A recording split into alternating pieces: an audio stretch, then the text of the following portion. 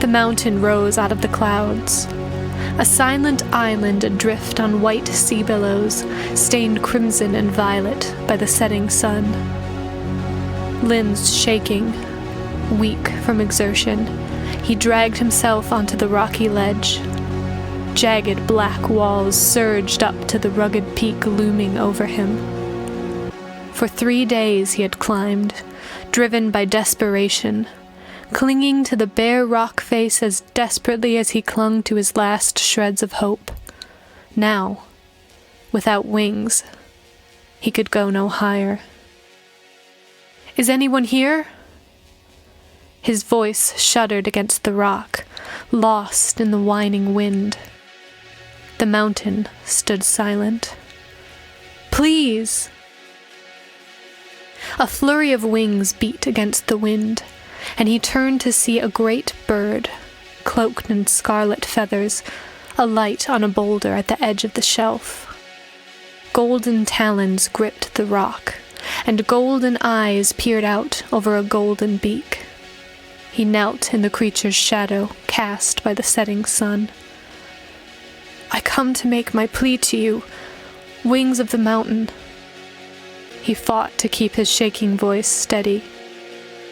"I have heard that a request may be granted to those with the strength to climb, and the courage to ask."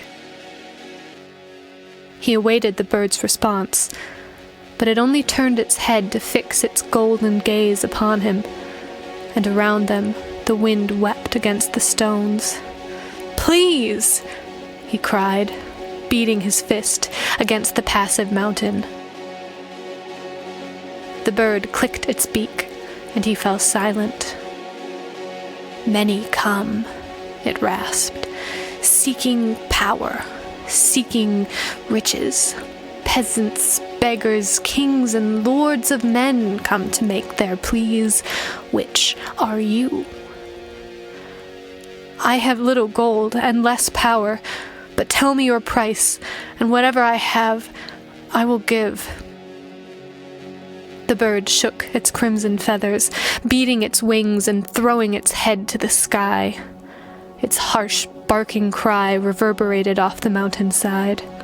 What use is gold to a mountain, or the word of men, fleeting as the clouds? "Then tell me the cost. There is nothing I would not do." The bird examined him before turning to gaze out over the darkening clouds. "Jump." "I'll die," he protested, but the bird gave no response. He stood, walking to the edge and gazing down to where the wind stirred the clouds.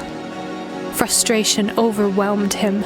3 days he had climbed, 3 days wasted. "I have scaled the mountain," he yelled over the wailing wind. "I do not have time for riddles or tests. Tell me your price." The bird only stared to the horizon, feathers ruffling beneath the fingers of the wind, and his shoulders sagged in resignation. "If I do this, will I be granted my request?" The golden gaze turned upon him again. "There is no courage in the asking, only in the taking." Staring into the gathering darkness, he willed himself to leap. It was that he feared, not the fall, but he had only to jump, to force his feet from the rock. Then there would be no turning back, only the inevitable embrace of the earth. And if this was the price, he couldn't turn back now. Closing his eyes, Clenching his fists, he jumped.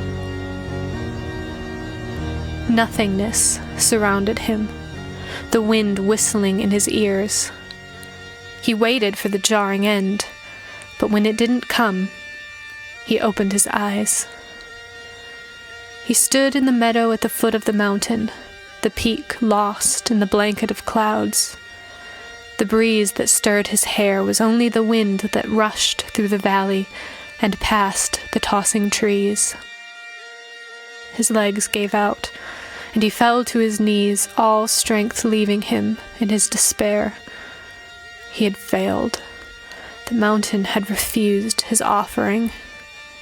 He pressed his forehead to the earth, ripping at the grass, his wail of anger lost in the wind. The sun disappeared behind the trees, and the shadows lengthened as he lay in the grass, hollow with grief. Pulling himself up, he turned his feet toward the small house at the edge of the meadow. The last light of day faded as he passed through the low door.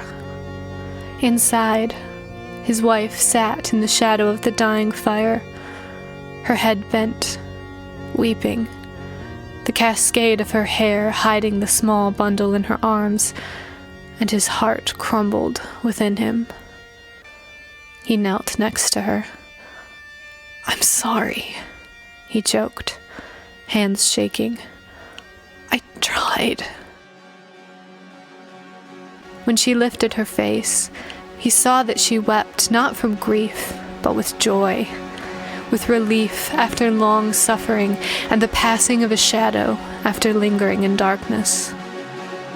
In her arms, the tiny face once flushed and mottled was clear, and the dulled eyes bright. Her sob choked with laughter as a tiny hand reached up to her chin. He sagged to the floor. The mountain had heard his plea. He tried to wipe the tears from her cheeks, but his hand passed through her as through a fog, and when he called her name, she paid no more attention to him than the rustling of the trees. At the flutter of wings, he turned to see the bird perched on the foot of the bed, its crimson form immense in the low room. Is this death, then? The bird cocked its head, the pupil black in its unblinking golden eye. Does it feel like death? He remembered the darkness that had come over him at the foot of the mountain, when all hope had vanished and he tumbled into the blackness of despair. "No," he said, cheeks wet with tears. He kissed their foreheads as best he could before passing back into the shadows of night. As he walked to the mountain, the great bird wheeled above him, glinting crimson in the moonlight, and behind him, upon the windowsill, lay a single crimson feather.